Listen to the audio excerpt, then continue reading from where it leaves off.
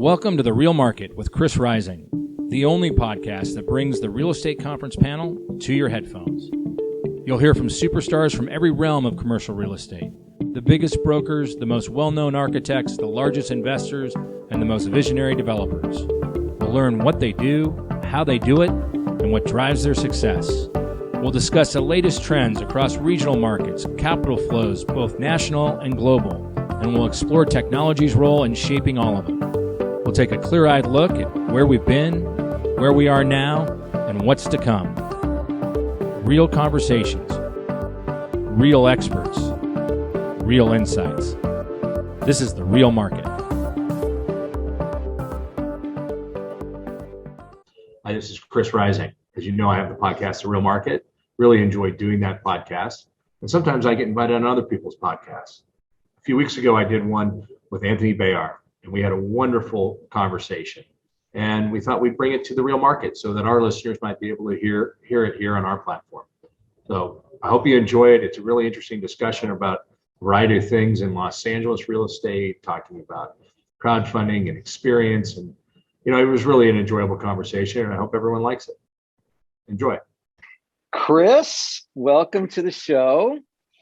It is wonderful to have you, and thank you so much for agreeing to do this. I know we've been talking about it for several months, and so glad we could put some time together. So everybody, Chris Rising, he can be found on Twitter at Chris Rising. I know you're very active out there. We'll get into your other handles later on IG and your podcast. We'll talk about that too.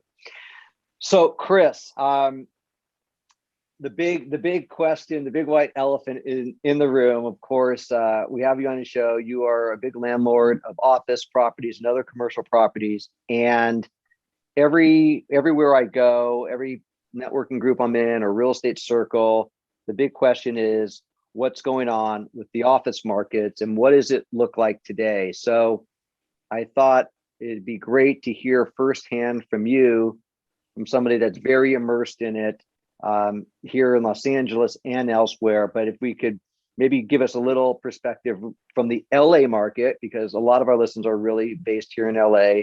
And I'm curious to know what you're seeing now and what are the conversations like with the tenants? Well, a lot in everything you asked me, but first of all, just pleased to be here. We talked about this several months ago, and I'm glad we got it together. And you know, you and I have kind of been around LA real estate for longer than either of us want to admit, and we've seen the big boom from when my father and his partners, Rob McGuire and Jim Thomas, built some of the big office buildings, and then we've seen the tech wreck, and we've seen the great financial crisis. I will tell you that I've never seen anything like what we're seeing now as it relates to office. And I think it's several factors coming together. And it's hard for me, and I say this a lot, that, you know, in my early 50s now, you know, I'm kind of at that age where I look back of all the positive experiences I had and will sometimes assume that's how the experience is for everyone today, that they have these communal experiences around an office. And I think the reality is, number one, we don't have enough data to know where office is going to go because we're still in the pandemic. Mm-hmm. Number two, there's most certainly habits that have changed fundamentally because of technology, and we need to be very honest about that.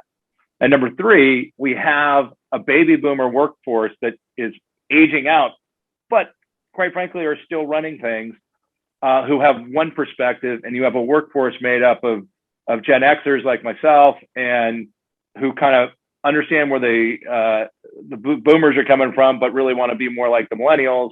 And then you have the Gen Z entering. So you have three things happening. And I just say over and over again, you know, Friday is a huge day for the county of Los Angeles because it's the day we don't have to wear masks indoors finally. And we're a couple weeks behind the state of California. That's going to open some things up in a way that we hadn't seen before. I do fundamentally believe the fear factor of getting the virus has shut us down in a way that has been painful, beyond painful. Our retailers are hurting. When you look at the city of Los Angeles, especially downtown Los Angeles, the largest concentration of civic workers outside of Washington, D.C. are here in Los Angeles. And the government has told everybody, don't come back. And you think about how many people, Los Angeles has a daytime population pre-COVID of 500,000 people a day that are coming in to downtown. You take out the office piece, I mean, it just trickles down. And it's not just the homelessness, which is a horrible problem that we have been a total failure in dealing with. It's the homelessness problem that then also has increased crime with the fact that you don't have any people and downtown doesn't feel safe. And there are other parts of Los Angeles have had to deal with the homelessness issue that I never thought would ever, Brentwood being one of them, but they didn't have the associated crime as much there. But there's examples of it, so I don't want to say they don't. So I think Los Angeles is dealing with the fact we just don't have people coming downtown like we usually do. It doesn't feel safe. It doesn't feel clean. As that starts to change, which I fundamentally believe it will, then we have to ask ourselves, what's the future of office? And boy, I think you have to break it down. These offices were built for a reason because people needed a place to go to have all their files, to have all their communications. We had a culture set up around all of these office buildings that were built that were basically the breadwinner, mostly male, comes downtown in the morning and stays a lot of times all the way through dinner. And that lifestyle doesn't exist anymore. You have I see a few files there, but those are probably things you can just throw in a bag. In the old days, we had walls of those kind of files there, and that was our vital information. Yeah. And when I say old days, I'm talking like 1995. It's not like I'm talking 1975. I mean, it's not that long ago where these habits of what we did, and those things are out the window now. And I wrote, when I first started blogging and stuff in the early 2000s, I wrote a lot about trying to become paperless, and a lot of pushback. Always have paper. Well, I think if you had to talk to anybody who's a millennial or Gen Z, they're pretty much paperless. Doesn't mean they don't have a little notebook and stuff, but not compared to what we used to be. And I think that's what office is struggling with. Another thing office is struggling with, and I think this is going to be a real social problem. The most wealthy, the most educated are the ones saying, I'm not going to the office. I can tell you that we have not had a janitor miss work since it started. We have not had a security person miss, an engineer, a property manager. They've all been going to work through all this. If you go to a dentist's office, all those people have been going through this. Doctors' offices, teachers, cops. It's the most educated and the wealthiest people who said, "No, I don't need to be in an office." And I think that's gonna cause us some real social issues about how we deal with things. But also, I think there's going to be a swing back, because if you just look at, it's one thing if you're writing code all day. But if I have a lawyer tell me their role is very important because this is an apprenticeship business and a mentorship business and word crafting is so important, but yet they don't know their second and third year associates because they've only seen them on Zoom, I kind of put my hand up and go, well, maybe AI can do what you do. So there's some real issues. And, but I think you have to, and I try to do this all the time, is I'm not going to make a strategic decision for our investment thesis on office as a 52-year-old white male. We have to have better perspective. And when you look at it, though, there's some interesting things. The tech companies have all said, don't come in until March. And I've heard even, January of next year. But yet you look at the people who are gobbling up the most space, it's tech companies. Yeah. You look at here in Los Angeles, the techtainment companies, those are very much collaborative businesses that have kind of moved to, I have friends who are writers and all, and they do a lot on Zoom, but what they're doing more and more is we'll go take over a house and turn it into our collaborative space while this show is going on. So as those things are trickling back, well, then why would you do a house? Why not do an office building that meets all of your needs, a place to work out, a place to have nice meals, easy to come and go. So I don't know, I'm rambling a bit. I will tell you that we don't have a definitive answer. What we do see is the red states offices becoming more important. Texas is moving over 50% occupancy. We are finally getting from low 20s to about 35 or 40%. And I think Friday's a big day. I think Friday, where you don't have to use a mask inside if you're vaccinated, I think you're going to see people creeping back. But I do believe, something I do believe very fundamentally, if you're going to have an office, the onus has now changed to the employer creating the reasons for why you need to be there. In the past, I think the employees dictated it because they wanted FaceTime. Now they're saying, well, I can work without it. So what is the employer going to do to create that great camaraderie and culture? And I think you're going to see that then also be handed over to landlords and owners and saying, can you meet the needs of people who want to come at 10 o'clock in the morning and stay till 8 o'clock? Or, maybe half the workforce or maybe a third of the workforce comes in 2 days a week and then a third the other 2. And there's going to be, how can landlords meet those needs? And I also think you just have to be honest that there is probably 25% of the office stock in Southern California doesn't need to exist because it can't meet the broadband needs, the interactive needs. I mean, why would you sign a 5-year lease on 1,500 square feet somewhere today? And so that's just a reality. You either turn that into much more flexible use space, or just realize that that's probably not a leasable space today because no one's going to make that long-term commitment over a small amount of space with all these options out there. So it's going to be painful. And I'll tell you, we are seeing life. We went almost a year out of 3.5 million square feet in downtown with no tours. I mean, literally no leasing tours. Wow. That's all changing. That's all changing in 2022. A week ago, we were averaging 7 tours a week, and our kind of pre-COVID was somewhere between 10 and 14, 15 a week. And so it's creeping back up. We are seeing people being more willing to do longer term leases.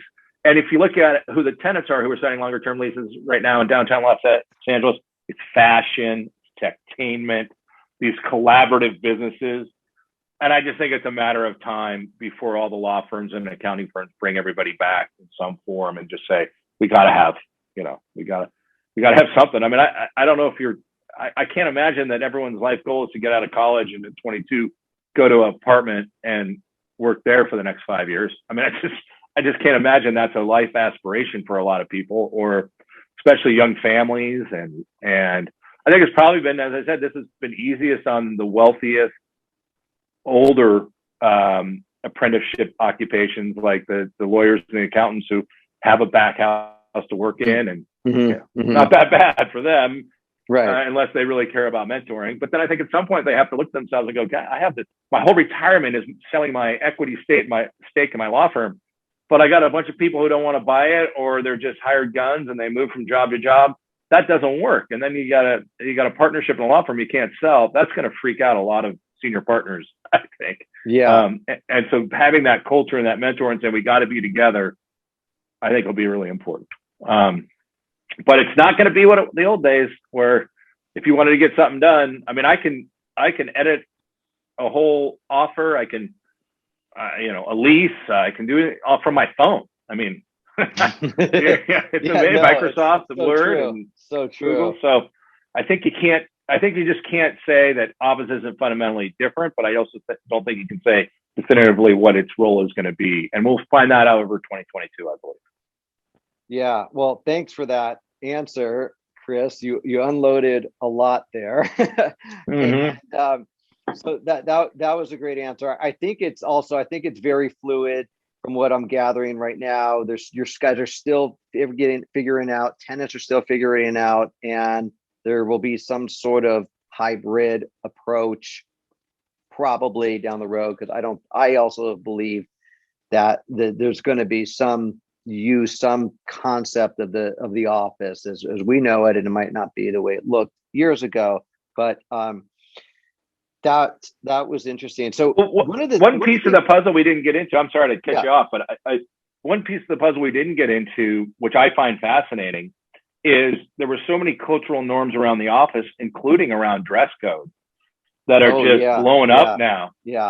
And I don't have an answer, because, when you can wear nice, but, tennis shoes basically, or Nikes into a private club today, I mean, that's just different, jeans. And I think those are things that also are going to have a taper down effect on the office market. Can you really put a dry cleaner in kind of your sundry shop kind of retail? Because will they have the demand? Do people really need to? It's not like the old days where you drop off 3 suits on Monday and pick them up and have them dry clean. Right. And so there's a lot of social dynamics that relate to retail that are being blown out of the water, and we just don't quite know how they're going to come back. I know we deal with in some of our buildings is, what do you do with that Uber Eats driver, or that because is it security now has to call up and have somebody come down? Do we deliver it? Because the fact is, for 2 years, people have really liked having their food delivered to them, and that transfers over to the office too. So, between dress code and social norms about how they eat and all that stuff, I think there's a lot to get figured out in the next year or so. Oh my God, there's so much from, just like you said, cultural society changes as well as safety and health perspective. So I would say, I mean, being an office landlord, you guys definitely have your hands full, and you're certainly in one of the most complex asset classes, I think, today of real estate. So luckily, you guys have a great team together. But Chris, you mentioned something a minute ago I wanted to get some more thoughts on. You mentioned that we have here in, say, the greater LA, millions and millions and millions of square feet of office space. And you said, I don't think it's LA can absorb all of the space back to traditional office, take the people, maybe the 1,500, 2,000 square feet. So how do you think, like in the next 5 years, 10 years, I know you don't have a crystal ball and it's just sort of your perspective, but how do you think that'll play out? Do you think they're going to change to condos, apartments? Do you think there'll be hotels? I mean, what do you think will happen with some of that, of the office landscape? Yeah, I think the groundwork was laid after the '94 earthquake, where a lot of the stuff in the historic core was so disabled by the seismic issues that it wasn't until the city passed a workable adaptive reuse to encourage people to change something from a 1935 office into apartments that we had some real traction on all that. And so I think what you'll see is just an updating of the adaptive reuse for 70s and 80s buildings. I think Dr. Lee, of all of us who know Dr. Lee, is a pretty good example, who owns a lot of office, and they're kind of taking the ones that they think convert better to residential, and they're converting it to residential. So I think you'll see a lot of that. I think some of it will just be obsolete and have to be torn down for a higher and better use. I think, we still haven't done that with all the stock pre-World War II. So I think you'll have some of it there. And then I do think one of the issues we're all going to deal with is, where you put that office so you can encourage people to come back. And it would seem to me that the whole infrastructure of our public transportation is in and around downtown LA. So I could also see people rehabbing dated office buildings into more modern office buildings to capture a tendency of people who would take normally wouldn't like public transportation, but they'll do it 2 or 3 days a week around their time schedule. And, downtown LA, as I think we all know, is equally inconvenient no matter where you live.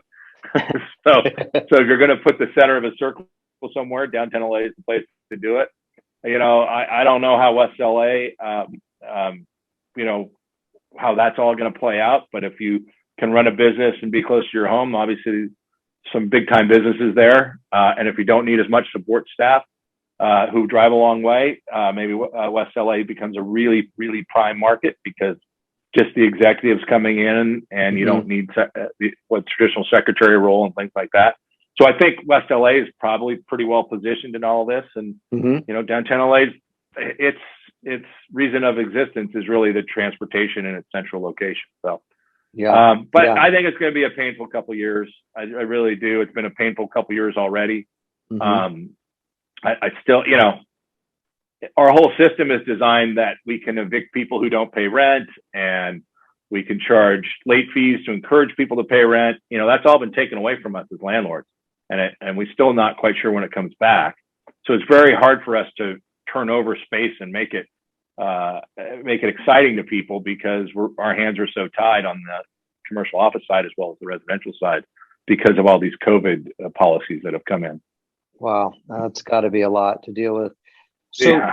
Chris, with all this change happening in office and commercial real estate, what have you guys done with your company as a result of COVID over the last 18 months, specifically with Rising Realty Partners? What sort of changes have you made?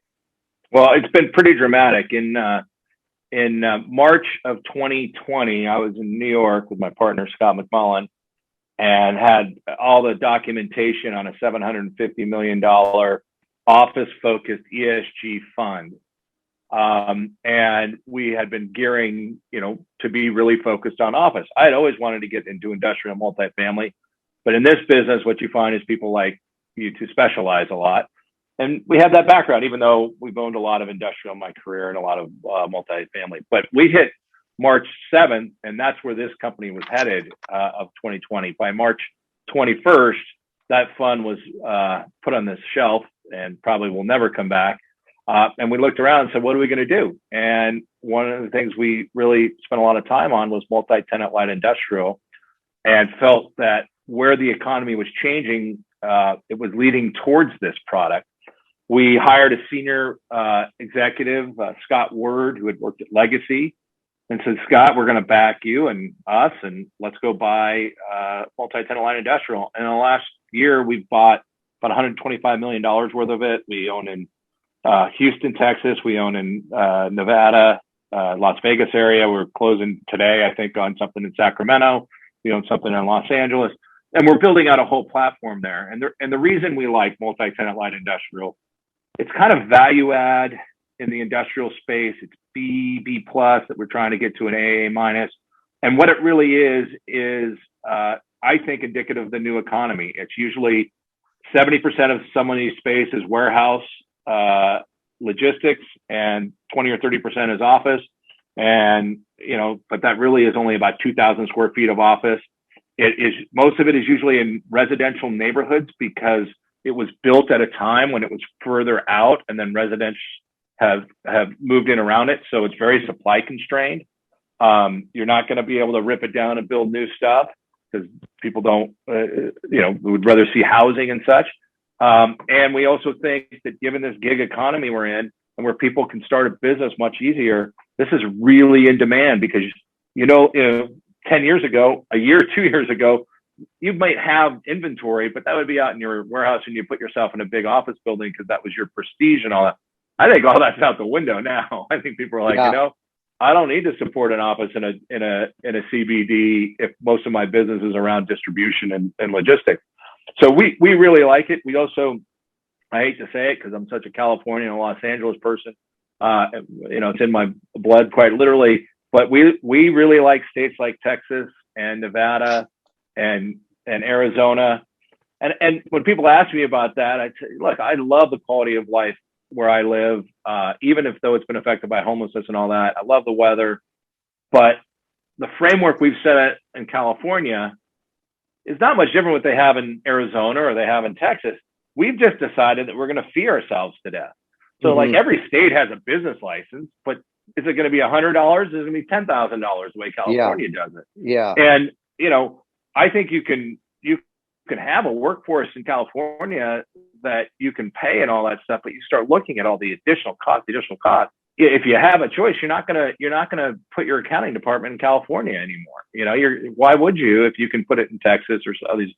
So, I think California the pendulum needs to swing back a little bit because there's so many positives about living here in California, but the negatives when starting a business or running a business are just they're real. And everybody's fooling themselves if they think, no, if Sacramento thinks you can just, let's just add this one more revenue source and get rid of, like the talk was, get rid of Prop 13 on commercial office. What they don't understand is you're just going to drive businesses out because one of the things that people can deal with in California is our property taxes are stable and we can understand what they're going to be.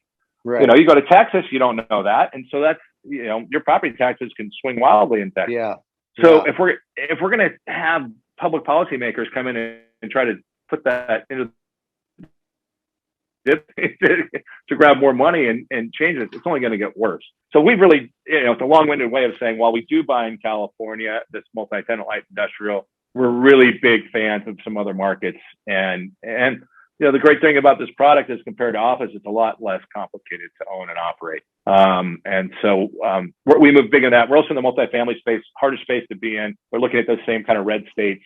And I'm not saying we're not going to buy office, because we will. We like office over the long haul.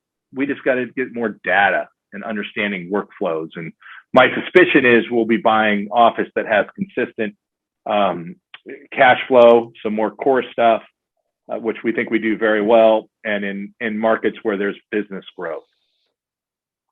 That's interesting, Chris. So again, you unloaded a lot there. So I wanted to circle back on the acquisitions of this multi-tenant industrial, and I was curious. So when you're considering a new acquisition, can you walk us through what that decision process looks like for you and your team? Oh, absolutely. So our team, going back to, maybe we're a little bit old school in some regards, but our team meets on Mondays from 12 to 2, the acquisitions team does, we bring lunch in and we go through our pipeline. We do that on a weekly basis. We also have an investment committee that meets every 2 weeks. We had one today that approves everything that has gone on. What we're usually doing is taking, hey, we either found this off market or we got an email, and we're working it through our underwriting process from back of the napkin to formal investment committee. When it comes to multi-tenant light industrial, we're very focused on how we're going to capitalize these.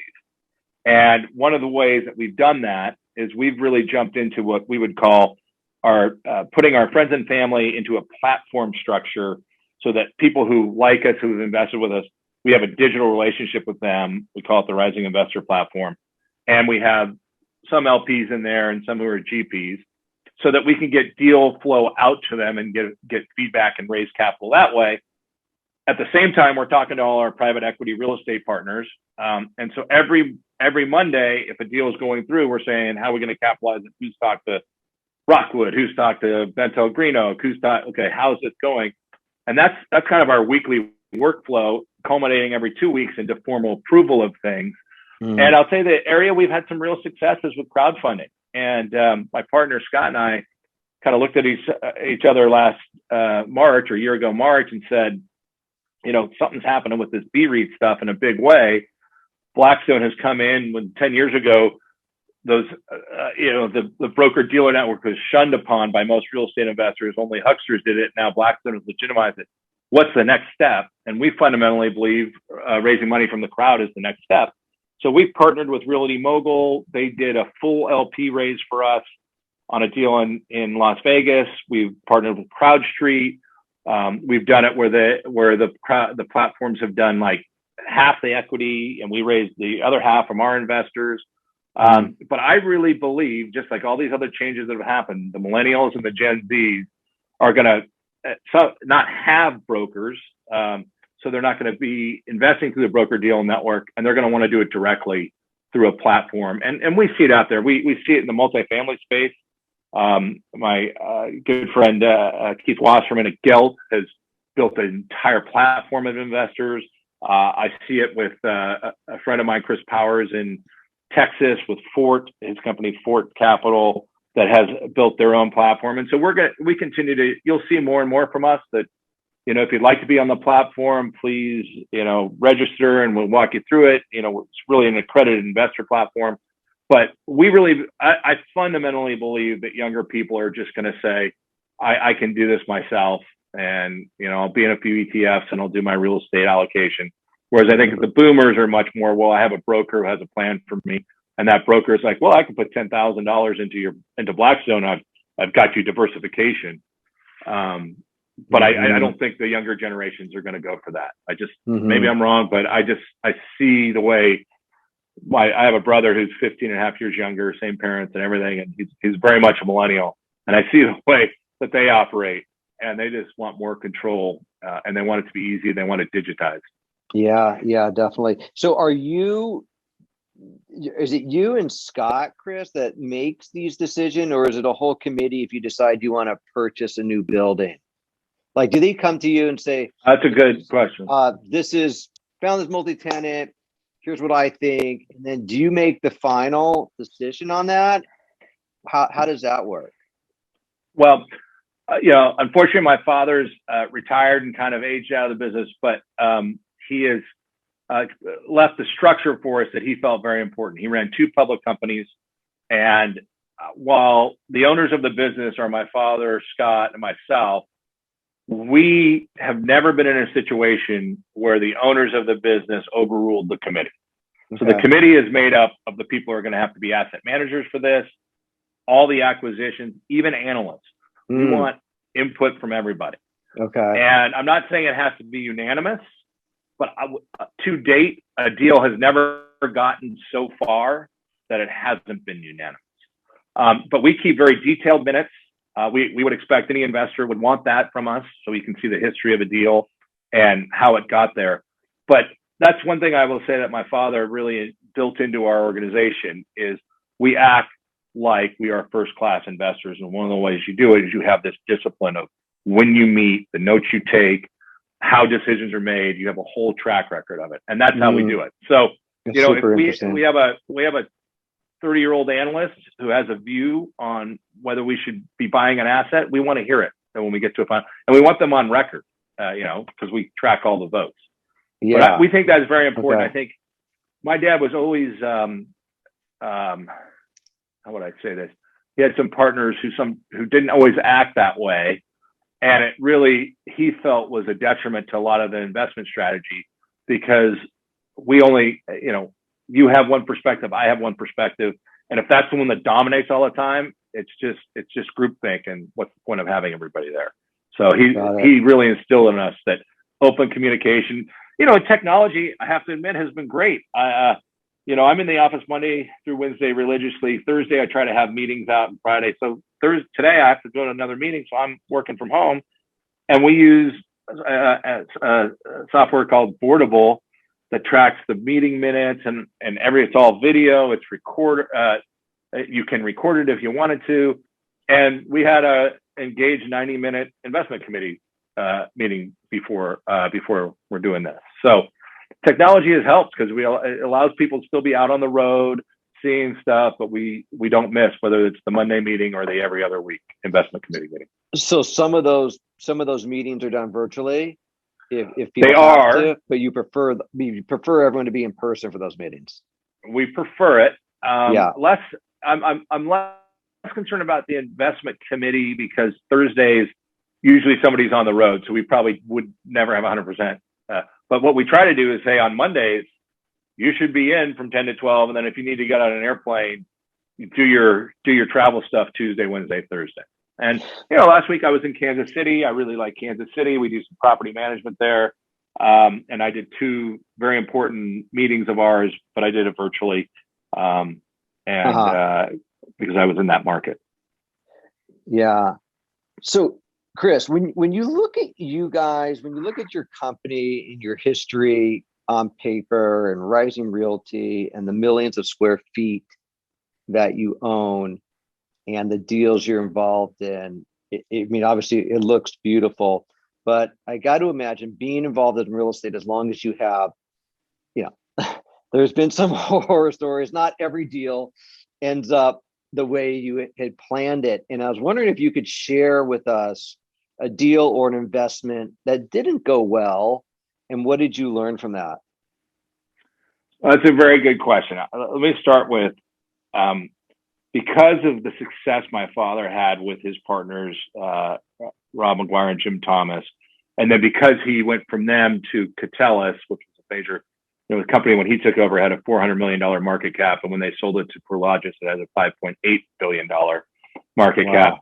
Because of those things, and then he took over during the great financial crisis. He and I were at McGuire, the REIT. I think people think we're bigger than we are because of these public company experiences and such. But when we started Rising Realty Partners in 2012, really, my dad and I, we had no assets.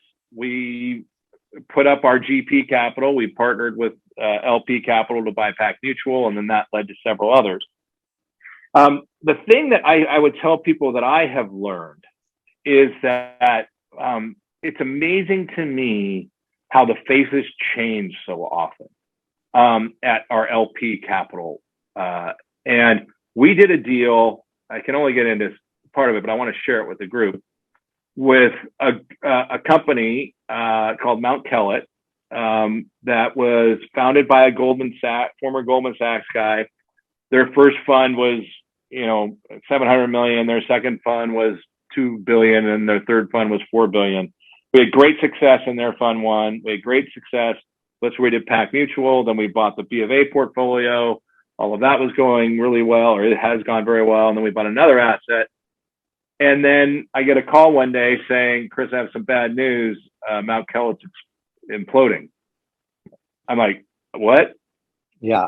You guys are a $3 billion third fund. What do you mean you're imploding? Well, we made some bad bets in China and blah, blah, blah, blah. And then they worked out a deal where Fortress came in. And so I'm sitting at the table with all new faces who didn't get into the deal, who really their whole focus was to close out the fund. And we sat there and said, this is the capital commitments. And part of it was to buy a ground lease. They said, that strategy's over. Wow. Well, that was the strategy, guys. Yeah. What do you mean it's over? Yeah. Well, we're not doing it anymore. We can't call that capital anymore. And we'll do the best we can to lease without spending much money. And it just ultimately we had to work out a deal and just get out of it. And that was very painful. And the lesson I took is, boy, you have to be really careful about who you go into business with and don't assume they'll be around forever. Mm-hmm. And it was one thing to say that the person I dealt with at that firm wouldn't be around forever, because that is absolutely the case. People move all the time. But to go from, hey, we've got this great, I never thought I had to worry about my co-GP partner. I mean, not my co-GP, my LP partner. When I'm the GP, I thought my LP would be just fine. And so that's been a very painful lesson. And when people ask me about it, I said, when I was a kid and I'd watch my dad do stuff, or I'd watch other people, John Cushman, who I worked for and really respected, I didn't appreciate how much they didn't control. Like, I just assumed that they controlled a lot of things out there. And now I'm in the position I am, I realize, no, you don't control anything. You don't control when you drive down the street, whether you're going to make it to the office or to your market or whatever. You just don't control these things.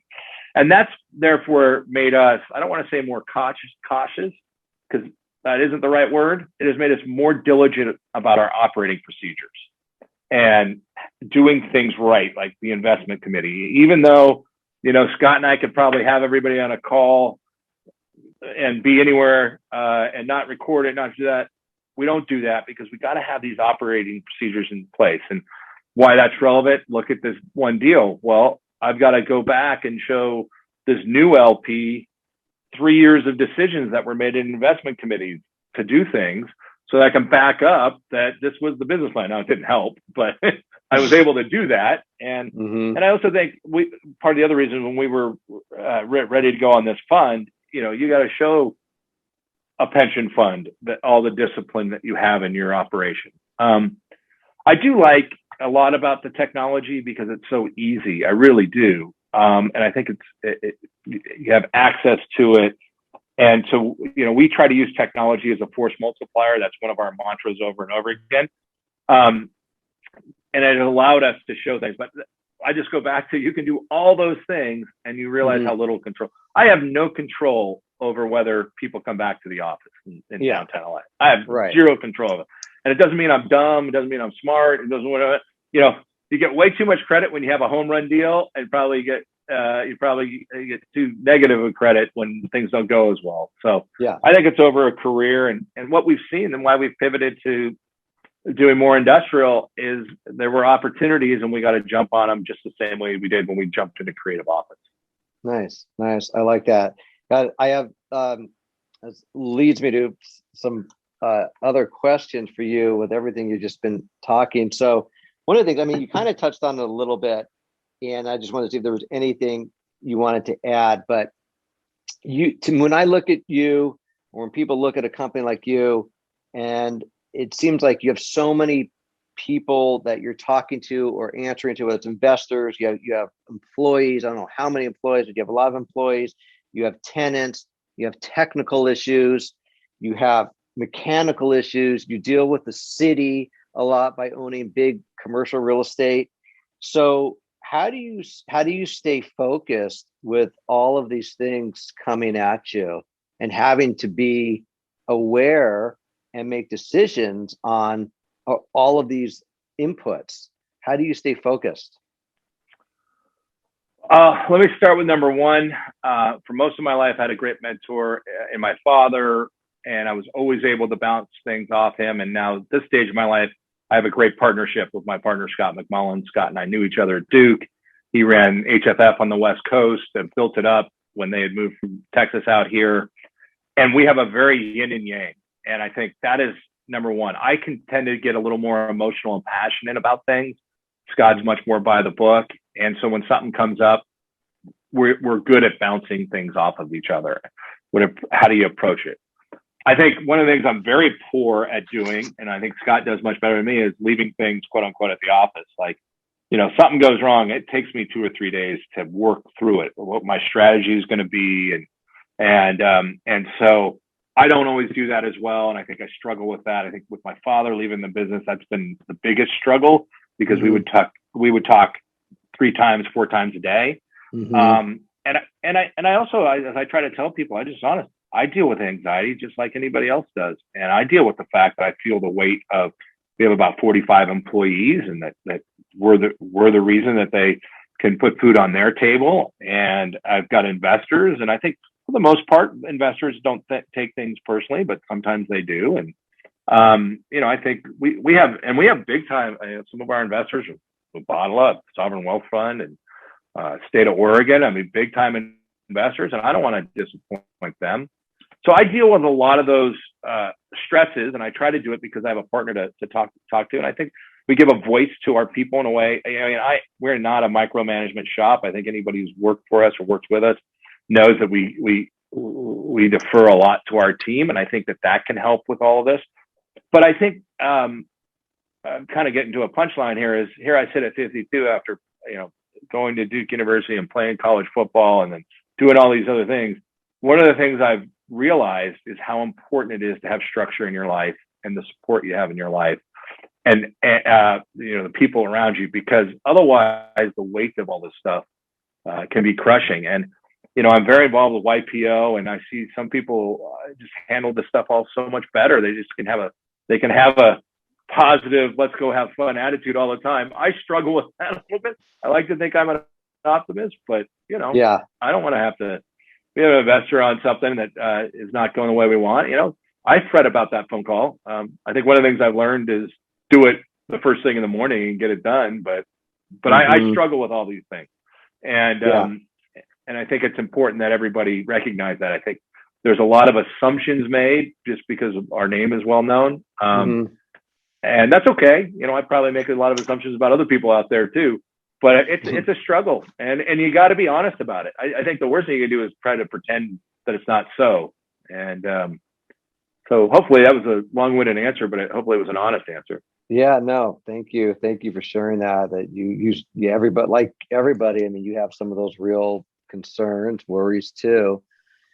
So Chris, if you were starting, say, small today, and I know that's so out of your wheelhouse today, but if you could give some advice to, say, younger, newer CRE investor, maybe that doesn't want to invest in a big platform, but maybe wants to start small, trying to do something themselves, what would you recommend? So here's where I'd start. My dad loves to say, he's been around so long, he's seen things that are never going to happen again and again and again. And the point is, real estate is cyclical. So right now, office is the stepchild. Nobody knows what's going to happen. Industrial's big, apartments are big. And what does that mean? It means cap rates are lower. It's harder to buy there. So if you're a young investor and you're trying to do something in real estate directly or just build a company, I'd be very careful about the flavor of the year for real estate because it does go in and out. I think you have to have a thesis, and that thesis has to be something different.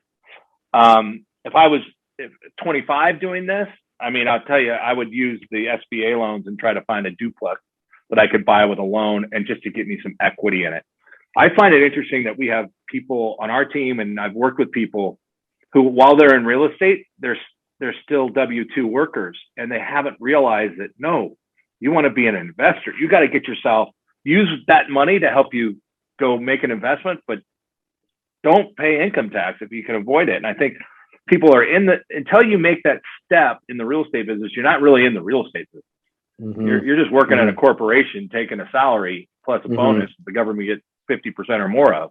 And so I would encourage people to, when you're young, you don't have kids, or you have kids and they're young, that's where you start to try to buy a small industrial building with some friends. And, instead of taking that a trip down to Cabo or something, pull that money and go buy something that gets you in with equity. Because if you can do that when you're young, you can absorb a loss here or there, but you can also start to really double and triple your money and do 1031. So if the goal is to be an investor, I would find a way to do it. Now, one of the things that has opened up has been this crowdfunding. And I really think that Realty Mogul and CrowdStreet and Fundrise is a little different because they're also an operator.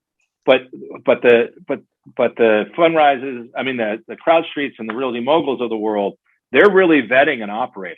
And so if they're willing to take a $25,000 investment as an LP, that's a great vehicle to do it through, to get your feet wet, because you have access to all the property management reports, you have access to all the documents because you're an LP in the deal, and that's a good way to see a deal and to get started.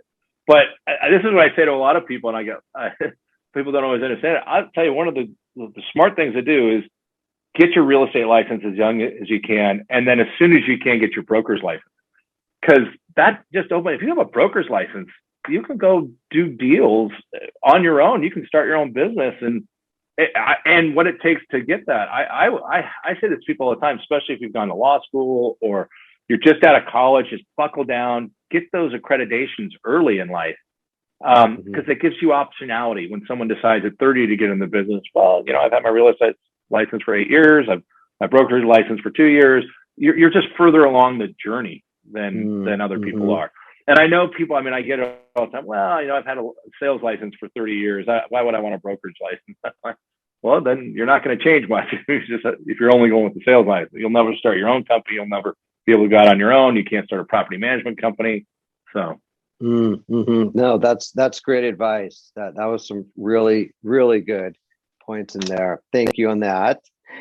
So, Chris, besides commercial real estate, what else is important to you in your life? And if this is maybe too big of a question, but have you ever thought about your legacy? Well, I haven't thought much about mine. I think about my father's a lot as he's gotten older. But here's what's important. My family is the most important thing. My wife and 3 children are by far the most important thing. My parents, my brother. I start there because that's just what drives me to do everything that I do, because I want to impress them. I want them to feel secure. I want all that. So that's number one. Number two, my friends, especially my partner, Scott, those friends are really important. If you get outside of that, one of the things that I'm involved in that means a lot to me is River LA, which is a group of, it's a group that is really focused on trying to make that 51-mile LA River a vital part of uniting our city. And there's FOLAR, the friends, that's a little bit more grassroots. They go out and pick the trash up and things like this. We're talking about how do we make that river less of a concrete blight? Not that you got to have concrete in it in a lot of places for flood control, because that's real. But how do we use that 51 miles from Long Beach to Canoga Park, where somebody from Compton can get on it and go up to Disney Studios by riding a bike path? I really think that is a legacy thing, because you can create another coast, really. You have housing and how we deal with our housing needs along the river. So that's been something that's been really important to me. I mean, over the years, I've been very involved in some Catholic causes. I was on the board at Loyola High School for many, many years, for 10 years. So that's important to me. But my father has built a big name. He was campaign manager for Tom Bradley in '73 and was very involved in politics. And Tom was one of his best friends. John Tunney, the former senator, was one of his best friends, Ted Kennedy. So my dad did it on a bigger scale. I'm not that interested in doing some of those things. I'm pretty disheartened about the city of Los Angeles and where we're at right now and the lack of leadership that we have across the city. So I'd love to be supportive in some ways, but I'm also gotten a little cynical when you see what Weezer and some of the others have done to really, just some bad things. So hopefully with this new election, I know Karen Bass, she's really bright woman and I like her. But I also know Rick Caruso very, very well. And I'm hopeful that Rick will bring a new leadership to the city. But whoever wins this, I think is determinative on the future of our investments in Los Angeles. And I think the whole city and the county, but I do know whoever wins, we need leadership in a way we haven't. We need leadership from City Hall. We need someone out there every day and not defer, oh, that's the county. Oh, that's the state. No, all of us. Right. And, Yeah, no, I agree. And I agree. I hope Caruso comes in and lays down some hard new rules and leadership. I agree with you on that. Yeah. While I'm a fan of Rick, I will tell you that Karen Bass is a very impressive woman. So I don't want I don't want this to come out and people, you just want the white guy who does what you do there. No, I just want leadership. I want active leadership. And I think of the candidates, I think Rick does that, but it doesn't mean that other people can't do it. For sure. So just a couple quick questions before we wrap up. And these are two questions I like to ask all of my guests since we're an LA-based podcast and a lot of the listeners, majority of the listeners are really out here in Los Angeles. So 2 questions, you can answer them in either order. It doesn't matter. But the first is, what is your favorite place or thing to do in Los Angeles? And the second is, if you could ask the listeners to make LA a better place, what would you like to ask them? And you can take those in any order you want. Well, let me start with the first one. I live in Pasadena, and I grew up in Glendale, and have lived in Manhattan Beach for 8 or 9 years. I've lived in Brentwood and Santa Monica, and I've lived in Pasadena for the last 15 years.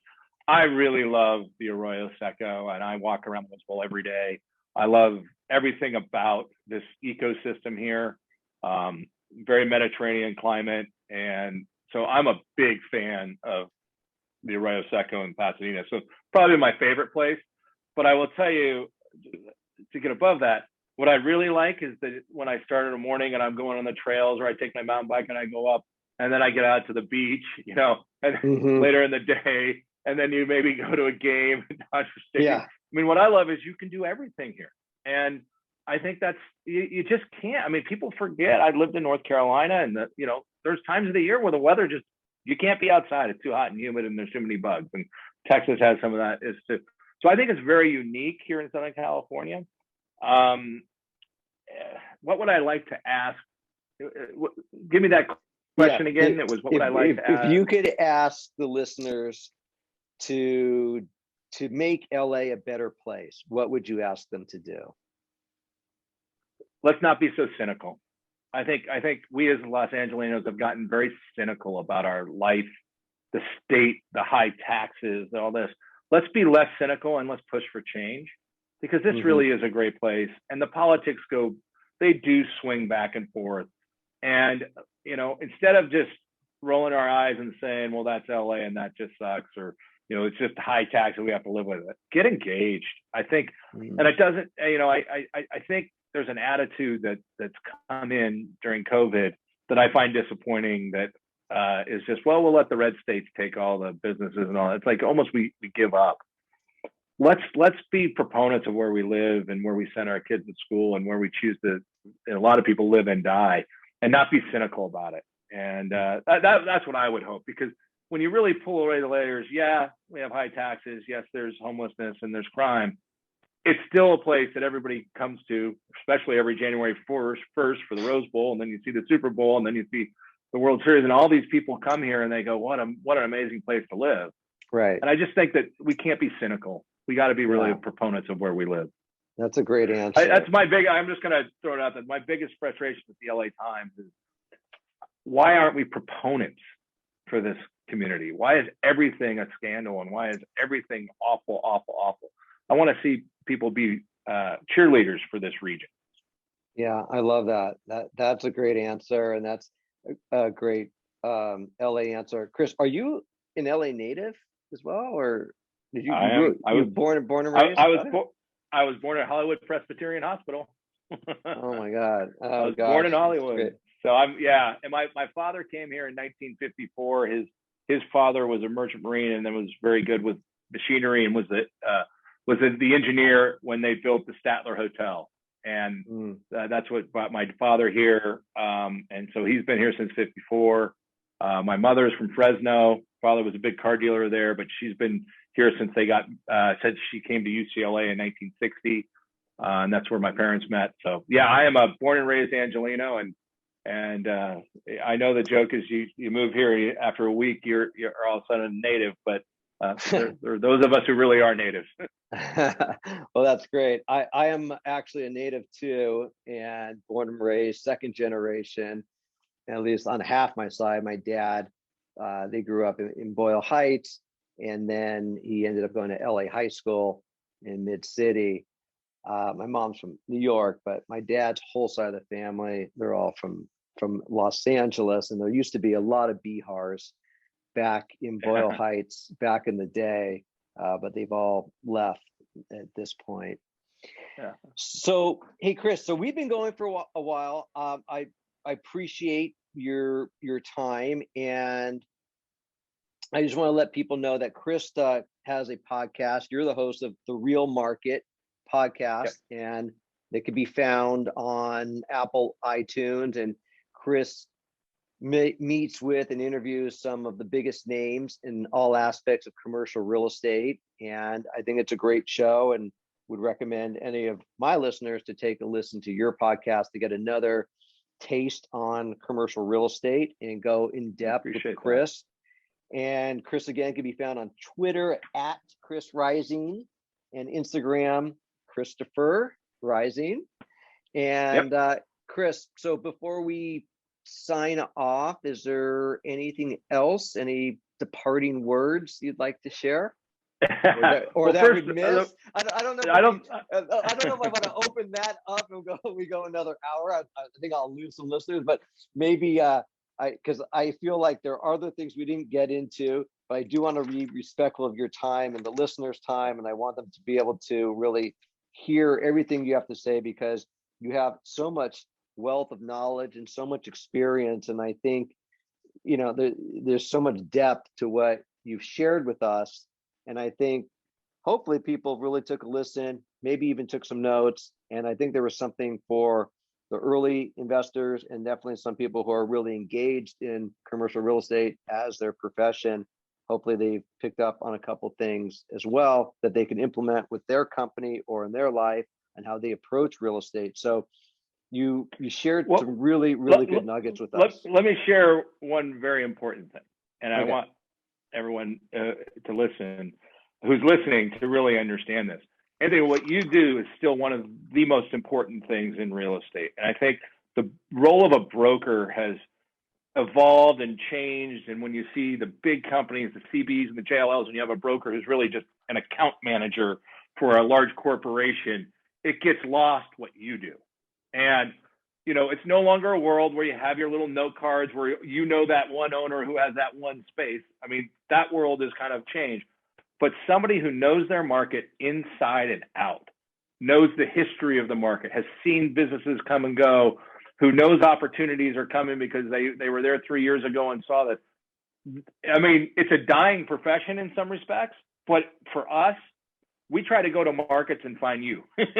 Find that person who can give us the history. And if I was going to, you provide so much. I think the listeners need to understand that, because I think what a broker does today gets lost a little bit. And the way that you're able to have a career of being a part of transactions because you're adding value is extraordinary. I'll leave it with this story. My father used to love to say, 3 people outside his office. There's a banker, there's the lawyer, and there's the broker who might have a tenant. He meets with the broker first all the time. I love that. Thank you so much for that, for sharing that. I really appreciate that. So that's great, Chris. Okay, well, we will pick it up. Everybody listen to The Real Market. And Chris, this will be out in a couple weeks. So everybody, thank you so much. Thank you for listening. And we'll be back with other great guests down the road. Thank you. And please don't forget to follow us. We'd really appreciate it if you subscribe to the podcast. You can do that on Apple iTunes or any of the other podcasting services. It's The Real Market with Chris Rising. And follow us on Twitter at Chris Rising or at RisingRP. And please follow our blog, chrisrising.com or risingrp.com. Thanks so much. This episode of The Real Market is brought to you by Rising Investor Platform. The platform provides accredited investors with exclusive real estate investment opportunities on a deal-by-deal basis across various asset classes, including office, industrial, hospitality, multifamily, and data. The platform also provides an inside look at deals in our pipeline while giving investors the chance to indicate interest before it's too late. We recently funded our acquisition of 9320 Telstar, a mixed-use office industrial property in El Monte, California, using our investor platform. To learn more about how accredited investors can join the Rising Investor Platform, please visit risinginvestorplatform.com.